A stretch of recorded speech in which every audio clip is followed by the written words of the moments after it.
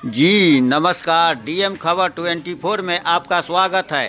चिरैया माधोपुर गांव में दो लड़का रोहित और रविंदर दोनों सीआरपीएफ में नाम रोशन किया, जिसमें दोनों सीआरपीएफ के जवान को सम्मानित करते हुए प्रमुख साहब अखिलाल प्रसाद यादव और अन्य गणमान्य लोग मौजूद हैं। सीआरपीएफ आइए हम कुछ कंप्लीट दिखाते किए हैं हैं। रिपोर्ट। माधोपुर जैसे गांव में रहकर, छोटे से गांव में रहकर और काफ़ी जो है मैंने विघ्न बाधाओं को झेलते हुए ये दोनों बच्चे इस मुकाम को हासिल किए हैं। इस संदर्भ में आपको क्या कहना है प्रमुख जी?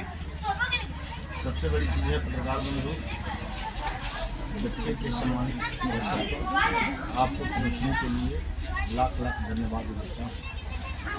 साथ ही दोनों बच्चे जो कामयाबी को हासिल किए हैं, अपने मिशन पर कामयाब हुए हैं, इसके लिए नया साल भी है, 9 वर्ष की हार्दिक बधाई और शुभकामना देता हूँ।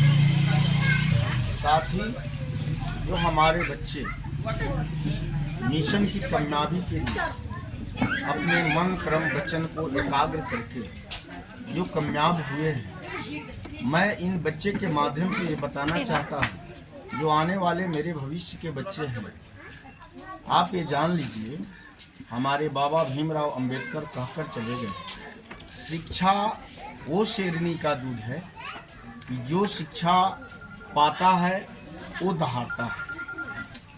सबसे बड़ी चीज़ है कि हमारे जीवन शैली को बदलने के लिए, परिवार के मॉडल को बदलने के लिए शिक्षा बहुत ही आवश्यक है। हम सभी बच्चे को कहेंगे कि अपने रोहित कुमार, रविंद्र कुमार जो कामयाबी हासिल किए हैं, इनका अनुकरण आप भी करें।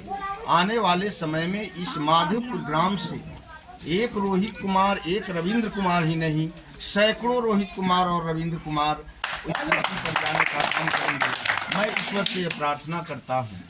साथ ही मैं धन्यवाद देता हूँ इनके माता एवं पिता को, इनके समाज वाले लोगों को, पड़ोसी गण को, कि इन लोगों की सपोर्ट, समर्थन और माता पिता के अच्छे कर्मों का फल और उनके आशीर्वाद का देन है कि आज उनके बच्चे इस मुकाम पर पहुँचे हैं।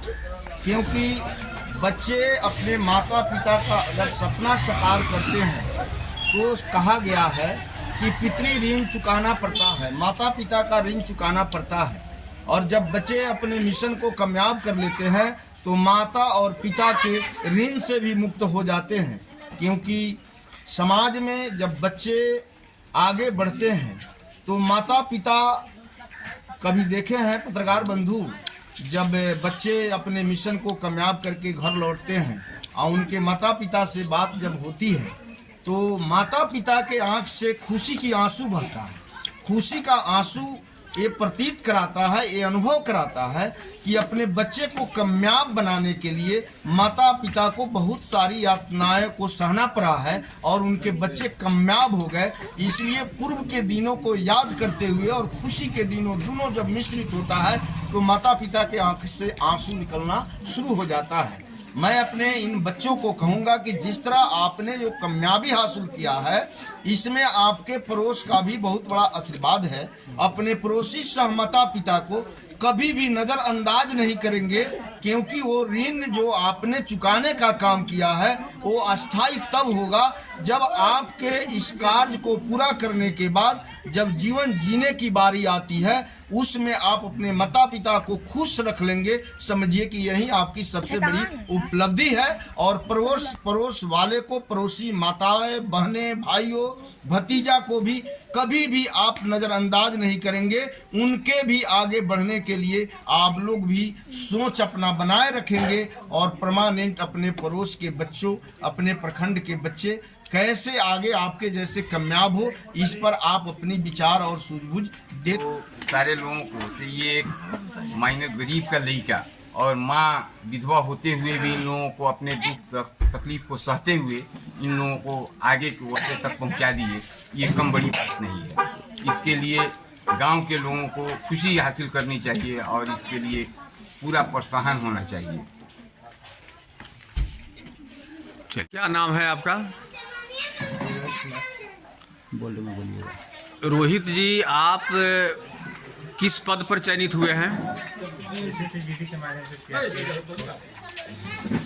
कौन अटेम्प्ट था आपका? तीसरा अटेम्प्ट है। कहाँ रहकर तैयारी कर रहे थे आप? मोतिहारी रहकर तैयारी कर रहे थे। सेल्फ स्टडी कर रहे थे या कि कहीं कोचिंग कर रहे थे? कोचिंग भी किए थे और सेल्फ स्टडी